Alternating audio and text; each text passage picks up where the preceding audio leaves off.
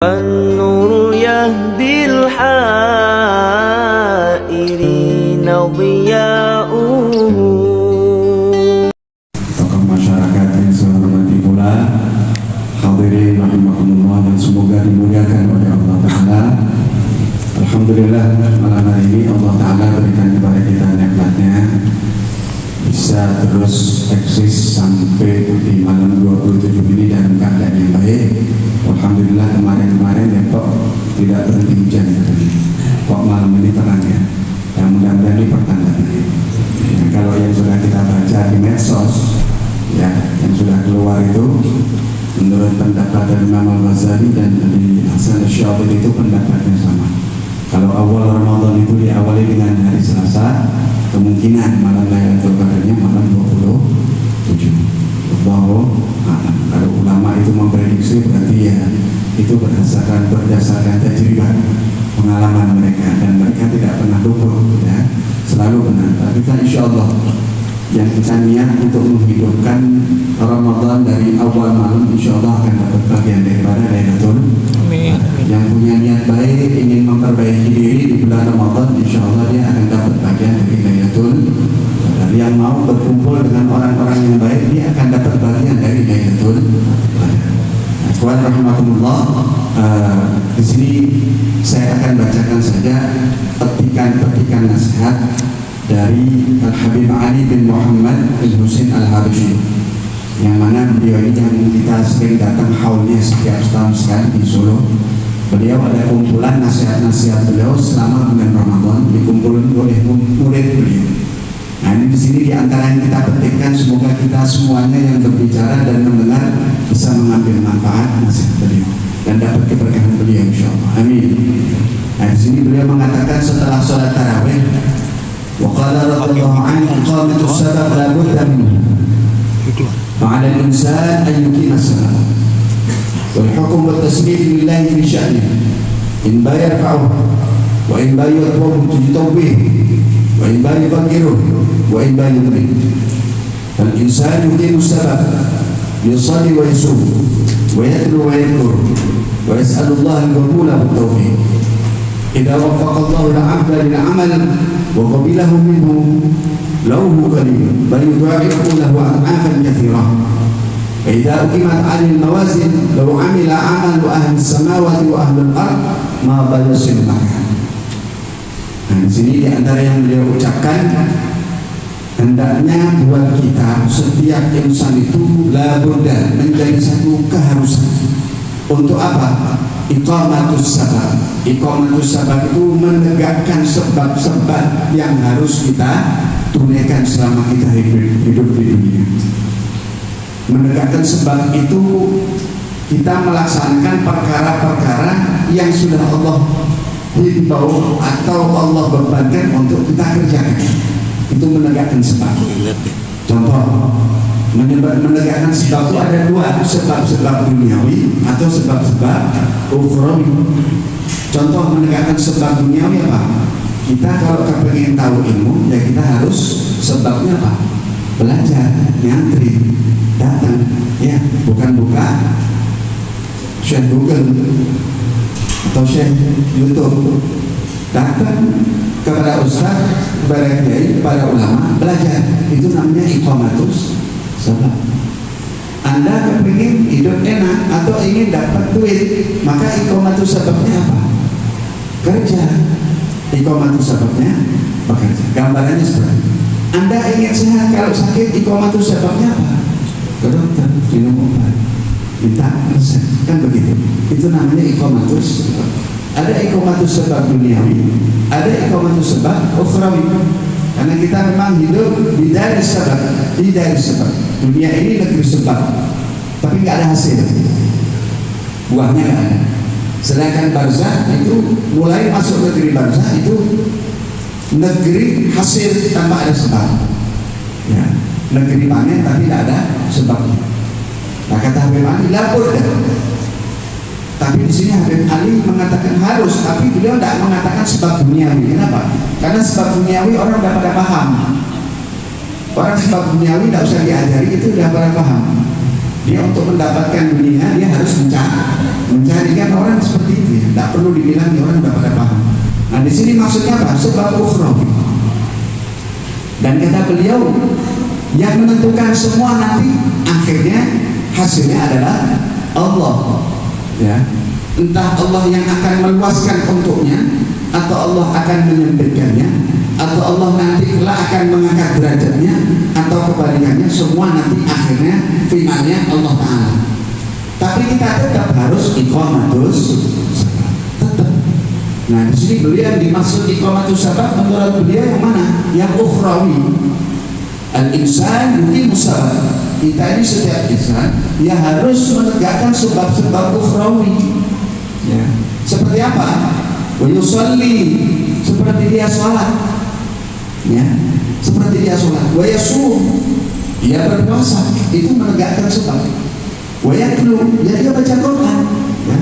Kalau kepingin diangkat derajatnya, dia sholat. Kalau kepingin mulia, dia puasa. Kalau ingin dekat dengan Allah, dia baca Quran. Itu sebabnya. Wa yadkur, kalau ingin mulia, dia berpikir. Setelah itu, wa yas'alullah al-qabula wa taufiq. Setelah kita menegakkan sebab, kita minta kepada Allah supaya hasilnya baik. Apa itu? Pertama diterima, dan kita diberi kekuatan untuk mengerjakan sebab-sebabnya. Nah, kenapa kok kita ini harus meminta kepada Allah? Iya, karena sebab yang kita kerjakan ini sangat bergantung dengan kemurahan Allah. Apapun yang kita kerjakan itu tergantung dengan kemurahan Allah. Ya, bagaimana sifat jaiznya Allah? Allah Ta'ala itu punya sifat wa jaizun bihaqqihim wa jaizun bifadlihi wa adlihi tarkulli kulli mumkinin kafi'lihi. Allah Ta'ala itu punya sifat jaiz. Allah Ta'ala itu bebas semaunya berbuat, boleh-boleh saja. Apa perbuatan Allah? Kalau ada orang berbuat amal baik, itu diberi pahala karena memang pemurahnya Allah, bukan karena amal kita. Kita ini di sholat dapat kebaikan, diberi pahala, itu karena kemurahan Allah, bukan karena sholat kita. Kenapa? Karena kalau tidak karena kemurahan Allah, sholat kita tuh tidak ada yang mau nilai, tidak ada yang mau beli. Coba ini kita sudah sholat berapa tahun? Ada tidak di sini yang mau beli? Ya, bang, anak udah sholat 20 tahun nih, kita beli mau nggak? Anak butuh duit 50 juta, sholat anak 20 tahun itu beli. Ada yang mau beli? Tidak ada yang mau. Yang mau bayar sholat kita cuma Allah. Ya. Sedangkan kita tahu sholat kita ini penuh dengan kekurangan. Ya. Tidak khusyuk, syarat rukunnya mungkin kadang belum sempurna, belum nanti ada syarat batiniahnya yang tidak kita kerjakan. Ya, kadang kita ada riya, ujub dan segala macam yang merusak sholat kita. Maka kalau sholat kita ini diberi pahala, dan itu kemurahan Allah. Tapi kita mau tidak mau harus sholat. Bikala nasir, bukan dengan sholat atau ibadah kita sampai kepada Allah. Wala budda minka, tapi mau tidak mau kita harus sholat. Kenapa? Iqamatus salat. Kita harus menegakkan sebab, tidak boleh meninggalkan sholat bagaimanapun keadaannya. Nah, nanti setelah sholat baru kita berdoa minta agar diberi. Itu namanya orang yang berharap. Tanda orang berharap, dia mengerjakan amal kebaikan. Kenapa? Dia berharap amalnya diterima Allah. Contoh, orang ingin dapat duit, dia berharap dengan bekerja, itu harapannya dia dapat duit. Kan gitu ya. Tanda orang berharap dia berbuat. Tapi kalau orang berharap tidak ada perbuatan, itu namanya bermimpi. Itu namanya melamun. Itu namanya berkhayal. Pengen masuk surga, nggak mau datang majelis, ini khayal. Pengen derajat tinggi, nggak mau sedekah, ini tukang khayal. Dia berkhayal, ya. Kepengen dia selamat, nggak mau sholat, ini tukang khayal. Jadi tanda orang itu berharap kepada Allah, dia beramal. Kata Habib Ali, minta diterima amalmu, kerjakan sholat, baca Quran, puasa, zikir. Setelah itu doa, ya Allah berikan kekuatan dan terimalah amal. Kenapa? Idza wafaqallahu al-'abda lil 'amal wa ghafila, maka karena kalau sebab amal itu ketika kita kerjakan dan Allah memberikan kekuatan kepada kita, taufik, maka amal tadi diterima oleh Allah. Jadi orang itu kalau beramal yang minta supaya diberi taufik oleh Allah, diberi penerimaan, dikabulkan, maka amal tadi akan disambut, diterima oleh Allah. Maka amal tadi kalau diterima oleh Allah Ta'ala, walau qalil, walaupun amal itu kecil atau sedikit sekali, maka bayudha'ifahu lahu ad'afan katsirah. Amal itu kalau diterima oleh Allah, dapat taufik, bakal diterima oleh Allah. Walaupun amal itu kecil, kalau Allah yang terima, Allah itu zat yang maha pemurah. Yudha'ifu ad'afan katsirah. Maka amal yang kecil itu dilipat gandakan oleh Allah Ta'ala dengan kelipatan yang sangat banyak. Maka amal yang sudah kecil tapi sudah dilipat gandakan, wah, tidak ada tandingan ketahuan. Beliau mengatakan itu amal yang kecil, kalau sudah diterima oleh Allah, dapat taufik, dilipat gandakan. Seandainya besok di hari kiamat ditimbang amal orang tadi dengan amalnya penduduk langit dan bumi, tidak bisa mengejar amal yang diterima oleh Allah. Walaupun sedikit. Maka dari itu Sayyidina Ali bin Abi Thalib karramallahu wajhahu itu beliau pernah mengatakan, kami adalah satu kaum yang lebih memperhatikan, menitik beratkan amal itu bisa diterima daripada kami memperbanyak amal itu sendiri. Jadi bagaimana? Bukan mereka tidak banyak amalnya mereka banyak dan diterima semua. Tapi yang menjadi perhatian pertama buat mereka itu bagaimana ketika berjalan amalnya itu jadi amal yang diterima. Bagaimana amal tadi bisa baik, bagaimana amal tadi bisa murni karena Allah Subhanahu wa Ta'ala. Jadi kita selama kita bulan Ramadan memurnikan amal itu penting. Mengikhlaskan amal karena Allah Ta'ala itu penting. Semua amal kita. Kalau murni, kata Rasulullah SAW, akhlis niyyataka yakfika amalun qalil. Atau kama qala sallallahu alaihi wasallam. Rasulullah pernah bersabda bagaimana? Akhlis niyyataka, murnikan engkau kalau niat dalam ibadah. Niatnya jangan kemana-mana, jangan karena cari perhatian manusia, tapi niatkan karena ingin cari keridhaan Allah, karena berharap kemurahan dari Allah dan percaya kepada janji Allah. Murnikan, kata Rasulullah, akhlis niataka. Maka kalau engkau itu memurnikan niatnya, yadrika amalul qalil, cukup buatmu amal yang sedikit, sudah cukup, bakal selamat orang. Karena apa yang diterima oleh Allah tidak bisa jadi kecil, pasti jadi besar, dan tidak bisa dibandingkan dengan amalnya penduduk langit dan bumi. Mudah-mudahan kita semua orang yang ikhlas, ya, disampaikan kita kepada derajat yang tinggi, amal kita diterima oleh Allah Ta'ala. Amin Allahumma. Wal insan ma khalaq kadadzalik lil ikhtibar. Dia mengatakan kita ini hidup di dunia memang lil ikhtibar, untuk diuji oleh Allah. Kama wasafa fi qawli, dan ini sebagaimana yang disifatkan Allah dalam firman-Nya, inna khalaqnal insana min nutfatin amsyajin. Kami telah menciptakan manusia itu dari nutfah yang kami campur, yang dicampur. Faja'alnahu sami'an basira. Nah, dari yang kami uji itu manusia. Jadi orang hidup di dunia ini memang untuk diikhtibar, diuji semuanya. Wal Maula Subhanahu wa Ta'ala mahu muhtaj min amali. Kita ini hidup diuji. Nggak kita tok orang yang paling susah, dan tidak kita sendiri orang yang paling menghadapi satu keadaan buruk. Saya nyesal, saya ini kalau hidup saya ini bisa difilmkan jadi film ajib. Ente kira yang punya film cuma ente? Semuanya punya film, semuanya punya cerita, ya. Saya nggak ada orang seperti saya. 1000 kali yang lebih susah dari ente banyak, ya. Saat tak ada yang lebih menderita dari saya. Yang lebih menderita dari ente 10 juta masih banyak. Karena orang itu masing-masing punya ujian. Jadi sebaiknya kita tidak banyak mengeluh kepada manusia, ya. Yang lebih berat dari kita banyak. Orang yang paling berat balanya hidup dunia itu pertama al-anbiya wal mursalin, para nabi, para rasul itu balanya paling berat. Ujian hidup paling berat itu mereka, ya. Yang kedua wal auliya, para wali, al ulama, itu ujiannya paling berat, ya. Nanti kepengen jadi wali tidak mau susah, wah nggak bisa jadi wali. Wali murid bisa, atau wali nikah, ya. Tapi waliullah mau ujiannya paling berat. Yang dikira wali itu enak, banyak yang cium tangan, banyak yang minta doa, dihormati orang. Berat ujiannya berat gitu ya. Kita mah jadi orang awam aja udah setengah mati ya. Kita merasa udah orang paling hebat gitu kan, paling susah sedunia, paling menderita. Padahal para aulia kita cuma setitik dari ujian mereka, nggak ada apa-apanya. Ya, memang Allah menciptakan kita untuk diuji dunia, tapi mudah-mudahan ujiannya balaan hasanah, ujian yang baik. Artinya ujung-ujungnya akan membawa kebaikan untuk kita. Dalam riwayat hadis, Allah Ta'ala itu terkadang menguji seorang mukmin hingga sampai dia kembali kepada Allah tidak menyisakan setitik dosa sekali. Ya.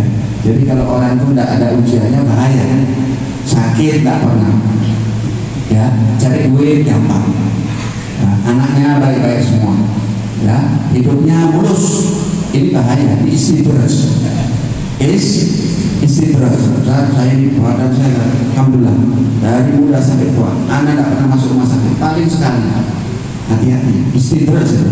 Ya, dulu Nabi SAW pernah meminang seorang perempuan. Begitu pinang oleh Nabi SAW, si ayahnya bangga banget.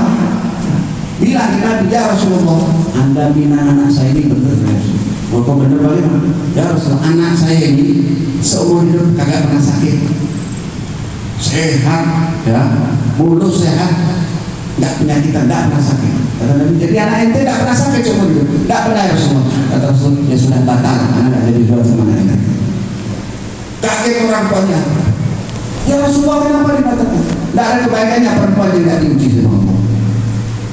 Ya, artinya bukan penyakitan ya maksudnya. Tapi orang kalau nggak pernah sakit bahaya.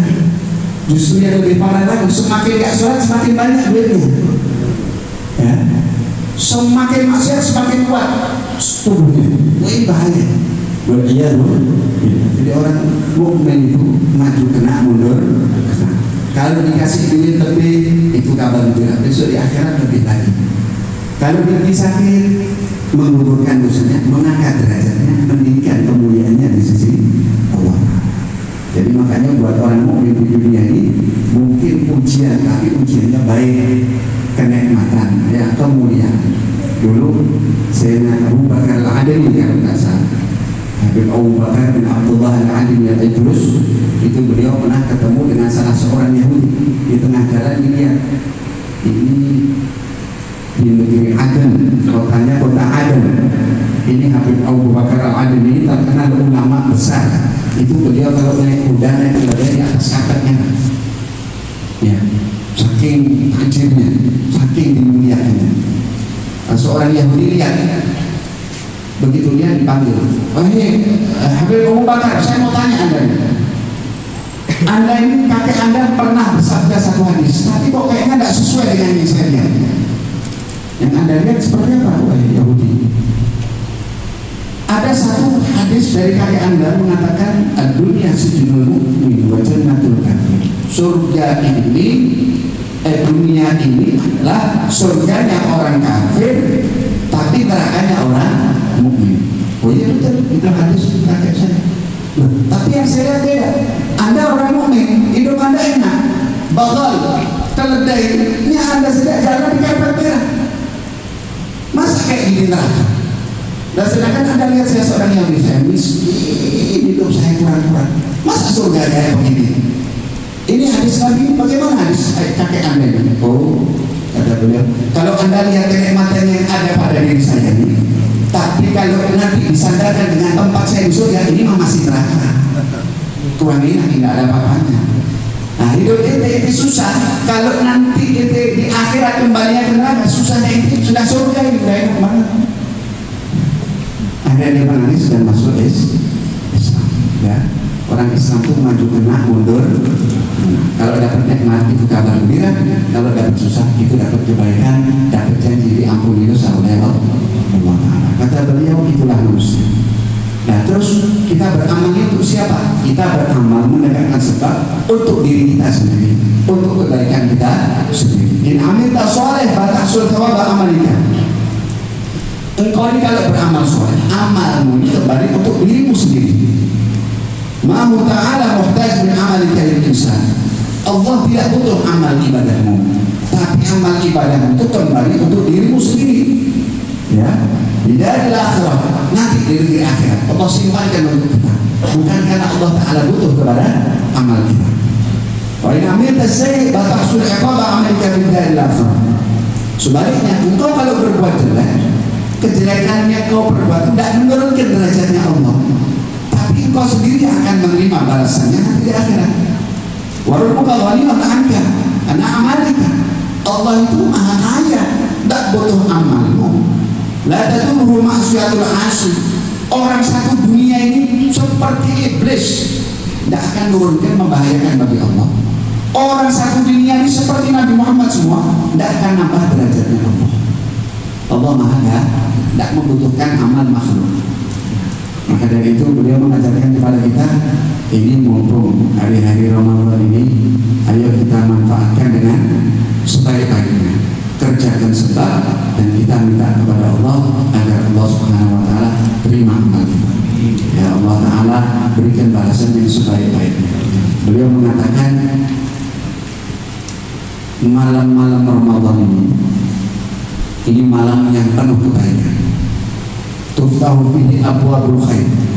Semua pintu-pintu kebaikan itu dibuka oleh Allah. Wa tughlaqu abwabus syarr. Semua pintu kejelekan itu ditutup. Wal musta'idina laha min ar-rijal as-sadiqin. Tanazaluhumul futuhat al-ilahiyah. Maka mereka orang-orang yang musta'idin, orang-orang yang mereka memang sudah mempersiapkan diri masuk di bulan Ramadan. Dari kalangan siapa? Minar rijal. Rijal itu lelaki, laki-laki. Tapi maksudnya di sini orang soleh, wali-walinya Allah itu rijal. Jadi cowok, ya, laki-laki. Rijal itu wali. Mereka ini orang yang musta'idin. Mereka masuk ke dalam Ramadan ini memang betul-betul udah nyiapin, siap dari batin. Dan mereka itu di bulan Ramadan, Nabi-Nabi soleh, orang-orang yang soleh itu turun futuhat, diturunkan kepada mereka setiap malamnya futuhat. Futuhat itu apa? Dibukakannya rahasia-rahasia ilahiyah.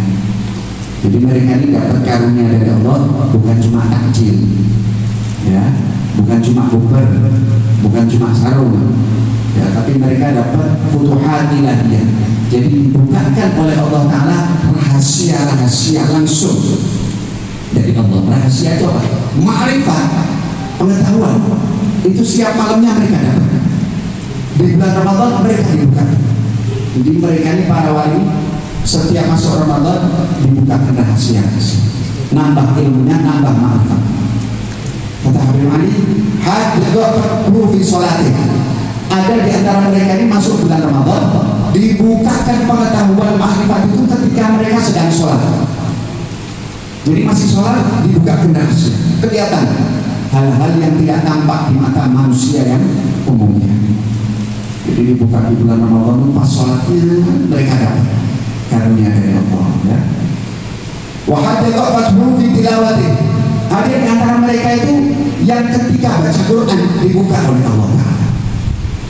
Nah, waktu baca Quran dibuka, dia baca Quran, dia melihat rahasia dan merasakan satu hal yang dahsyat.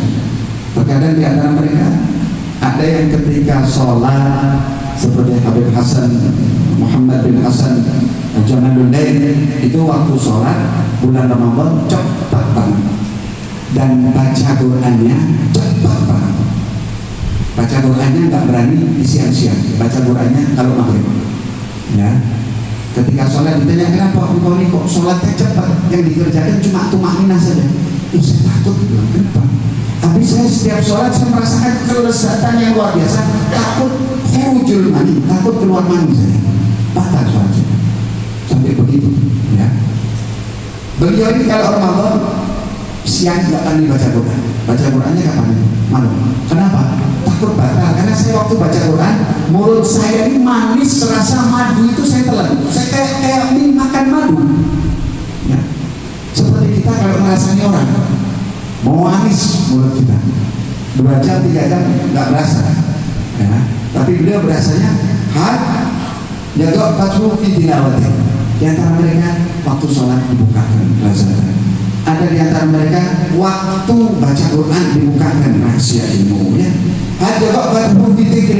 Ada di antara mereka waktu berzikir dibukakan oleh Allah Taala. Ya, rahasia ditampakkan. Haji.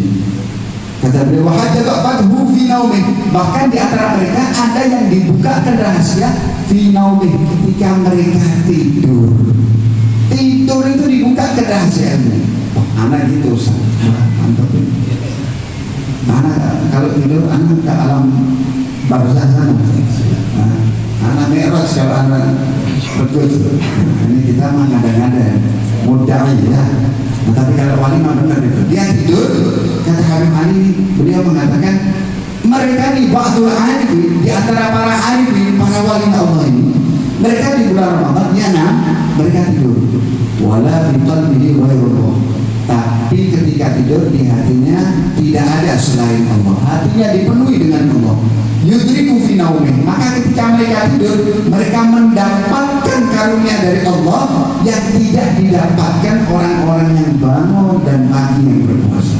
Malam bangun, pagi puasa, masih kalah sama yang tidur. Tidurnya wali, tidurnya orang soleh ini mereka.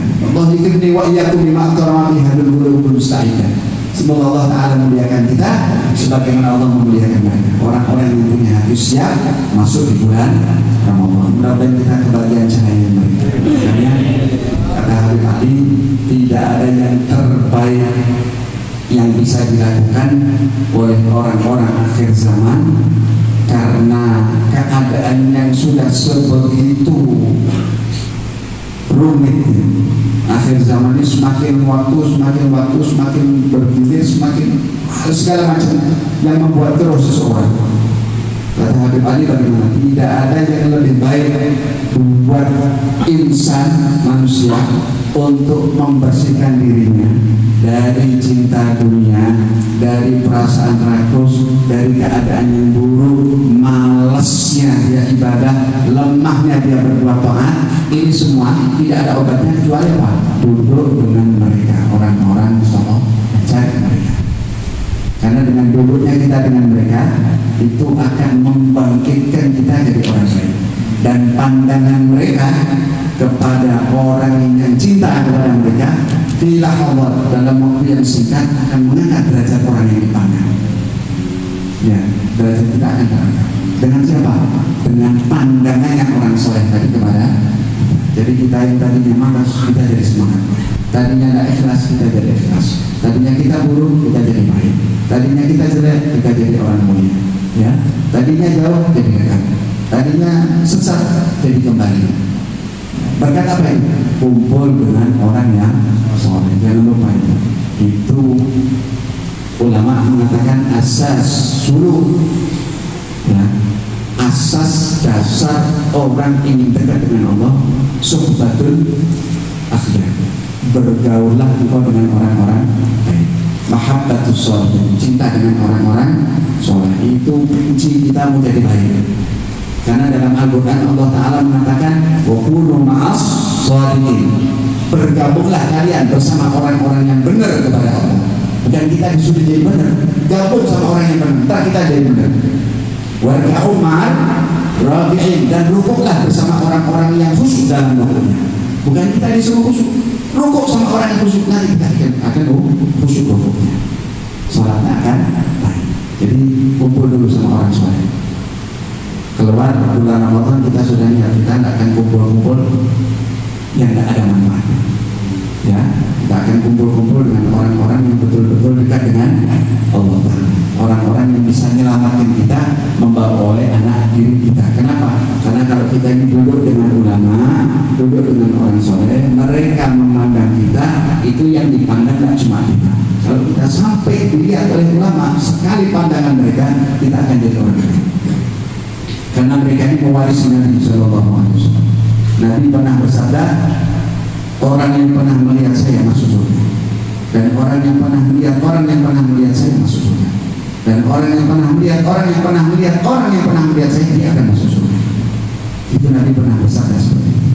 Nah, para pewarisnya pun seperti itu. Yang pernah melihat mereka bakal masuk surga. Yang pernah lihat orang yang pernah melihat mereka akan masuk surga. Orang yang pernah lihat orang yang pernah melihat orang yang pernah melihat mereka masuk surga. Jadi kita ini bagaimana? Kumpul dengan orang yang baik, nanti kita akan jadi orang baik. Nah, hindari teman-teman yang buruk. Habib Ali mengatakan jeleknya keadaan masyarakat itu sebabnya dua. Buruknya, terburuknya umat itu sebab dua. Sulitnya mereka bangkit itu sebabnya dua. Pertama apa? Jeleknya makanan yang dimakan, cara mencarinya, usaha yang dicari dan dikerjakan itu buruk. Makanya ada makanan yang subhat, ada makanan yang haram. Ini yang menyebabkan orang itu terhijab, buruk. Yang kedua, salah pilih teman, salah bergaul. Ini yang menjadi hijab, yang menjadi terburuknya umat. Gak bangkit-bangkit ya karena dua ini. Ya, berani riba, ya, berani menabrak hal yang diharamkan, berani mensiasati hukum, ya, syariat diputar-putar pulang balik, yang jadi halal, yang jadi haram, jadinya haram, ya, haram, dipaksa bagaimana hukum itu dirubah, ya, ini jeleknya sesuatu yang masuk ke perut seseorang. Ini bisa menyebabkan terhijab, orang nggak sampai kepada Allah. Nasihat itu nggak bisa masuk. Yang kedua, jeleknya teman. Salah kita dalam memilih teman. Padahal memilih orang soleh itu asas agama. Bagaimana Allah Ta'ala menasihati Nabi Musa kalau nggak salah, dan para nabi yang lain. Ya Musa, lau abadtani bi'ibadati ahli samawati wal ard wa qawdun fiyya lays wa bughdun fiyya lays ma'anka syai'an. Ya, kalau nggak salah begini ucapannya, wahai Nabi Musa, engkau ini kalau ibadahmu itu kau melakukan ibadah sebanyak ibadah yang dikerjakan penduduk langit dan bumi. Coba lihat penduduk langit dan bumi. Siapa penduduk langit? Malaikat. Satu saja malaikat yang ibadah kita sama dengan satu malaikat, ini kita udah ngalahin semuanya. Tapi kata Allah Ta'ala, wahai Musa, kalau engkau ini punya ibadah sebanyak ibadah penduduk langit semuanya dan penduduk bumi, tapi engkau tidak mencintai orang yang harus kau cintai karena aku, dan engkau tidak membenci orang yang harus kau benci karena aku, fama'adna anka dzalika syai'an, maka apa yang sudah kau kerjakan dari amalmu itu tidak ada gunanya sama sekali, tidak ada manfaatnya. Jadi orang tidak bisa dia berdiri sendiri ibadah, mengerjakan sendiri taat, tapi dia harus duduk dengan orang soleh, ya, baru manfaat amalnya, baru diterima ibadah. Kalau enggak, bayangkan Allah pesan kepada Nabi Musa yang amalnya sebaik-baik amal penduduk Bani Israil, itu saja tidak akan manfaat amalnya kalau tidak bergabung dengan orang yang soleh, apalagi kita, ya. Jadi kita harus kumpul dengan orang soleh. Alhamdulillah, cari orang soleh, kumpul-kumpul yang baik, dan cari penghasilan yang baik. Ini kuncinya. Dan terakhir, bagaimana kita di bulan Ramadan ini mendapatkan semua kebaikan, ya, mendapatkan semua karunia insyaallah. Jangan lupa bahwa kita selama bulan Ramadan ini mendapatkan semua kebaikan itu karena sebab siapa? Rasulullah Sallallahu Alaihi Wasallam. Karena sebab Nabi Muhammad Sallallahu Alaihi Wasallam. Kalau tidak karena sebab Nabi Muhammad, tidak ada ibadah puasa, ya. Kalau tidak karena sebab Nabi Muhammad, tidak ada baca Quran. Kalau tidak karena Al-Quran diturunkan kepada Nabi Muhammad, kita tidak akan baca Quran. Kalau tidak karena Nabi Muhammad, tidak ada malam Lailatul Qadar, malam diturunkannya Al-Quran. Kalau tidak karena Nabi Muhammad, tidak ada sholat tarawih. Kalau tidak karena Nabi Muhammad, tidak ada khatmul Quran macam ini. Kalau tidak karena beliau, tidak ada kebaikan sedikit pun yang kita akan dapatkan. Maka masuk bulan Ramadan ini, perbaiki hubungan kita dengan Nabi Sallallahu Alaihi Wasallam. Orang itu masuk bulan Ramadan tambah cinta sama Rasulullah, ya, hubungannya tambah dekat, tambah ikatan batinnya tambah kuat, kerinduannya semakin dalam. Kita berharap kita di bulan Ramadan bisa berjumpa dengan Nabi walaupun dalam mimpi kita. Kenapa? Karena Nabi Muhammad Sallallahu Alaihi Wasallam asal muasal sumber kebaikannya Allah berikan kepada kita. Allah jadikan Nabi Muhammad di sumber semua kebaikan. Orang tidak bisa dekat dengan Allah kecuali lewat Nabi Muhammad Sallallahu Alaihi Wasallam. Orang tidak bisa mulia kecuali lewat Nabi Muhammad Sallallahu Alaihi Wasallam. Di bulan Ramadan perbanyak salawat. sambungkan batin kita dengan Nabi Sallallahu Alaihi Wasallam. Siapa yang bersambung dengan Nabi, dia akan bersambung dengan semua kebaikan yang dia kerjakan. Karena sumbernya itu dari Nabi Muhammad Sallallahu Alaihi Wasallam. Mudah-mudahan berkat semakin baiknya hubungan kita dengan Nabi Muhammad, Allah perbaiki amal kita. Mudah-mudahan berkat kita cinta kepada Nabi Muhammad, kita jadi orang yang dicintai oleh Allah. Mudah-mudahan berkat kita ini mencintai Nabi Muhammad, mudah-mudahan anak, istri kita, keluarga kita, semua orang-orang yang mendapatkan syafaat beliau. Amin Allahumma amin. Dan mudah-mudahan berkat kita memperbaiki hubungan kita dengan Nabi Muhammad, semua kebaikan yang ada di bulan Ramadan Allah berikan kepada kita. Yang Allah berikan kepada orang-orang yang saleh, Allah Ta'ala berikan kepada kita semua. Amin Allahumma amin. Dan semoga Allah Ta'ala terima semua amal kebaikan kita, amal yang besar, amal yang kecil, amal yang zahir, amal yang batin, amal yang kita kerjakan terang-terangan ataupun amal yang kita kerjakan dengan sembunyi-sembunyi. Semoga Allah Ta'ala terima semuanya, dimasukkan di daerah karunia dan kemuliaan. Dan semoga Allah Subhanahu Wa Ta'ala terus berikan kepada kita taufik, kekuatan, sehingga kita bisa terus berjalan di jalan kebenaran. Dan semoga Allah Ta'ala jauhkan kita dari khudlan, perbuatan dosa dan kemungkaran serta kemaksiatan. Dan semoga Allah Subhanahu Wa Ta'ala perjumpakan kita dengan Ramadan yang akan datang dalam keadaan yang jauh lebih baik dari yang sebelumnya. Diperjumpakan kita dengan Lailatul Qadar, baik kita dalam keadaan terjaga ataupun dalam keadaan tidur. Dan semoga Allah Subhanahu Wa Ta'ala sembuhkan sakit yang menimpa diri kita dan orang-orang yang kita cintai, baik sakit yang zahir ataupun yang sakit yang batin. Ya Allah, semoga berkat kemuliaan malam hari ini Allah Ta'ala angkat kesusahan kita, Allah Ta'ala angkat kesulitan kita, Allah berikan kemuliaan jalan keluar, Allah Ta'ala berikan kepada kita semua kelapangan hidup, kelapangan di dalam semua kebaikan hidup kita di dunia pun nanti di akhiratnya.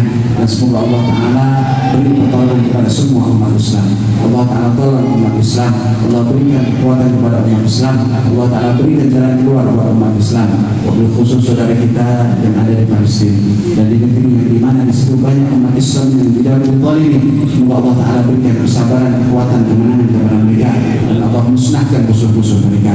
Dan semoga Allah Subhanahu Wa Ta'ala panjangkan usia kita dalam ketaatan, diliputi dengan kesehatan dan kesejahteraan sampai kelak nantinya Allah Ta'ala tutup usia kita dalam keadaan husnul khawatimah. Amin amin ya rabbal alamin. Wassallallahu ala sayyidina Muhammadin wa ala alihi wa sahbihi wasallam. Walhamdulillahi rabbil alamin. Hadirin rahimakumullah, mungkin ini yang bisa kita bacakan, semoga berkenan dan bermanfaat. Bila ada salah-salah kata atau terlalu panjang, saya mohon maaf yang sebesar-besarnya. Wassalamualaikum warahmatullahi wabarakatuh.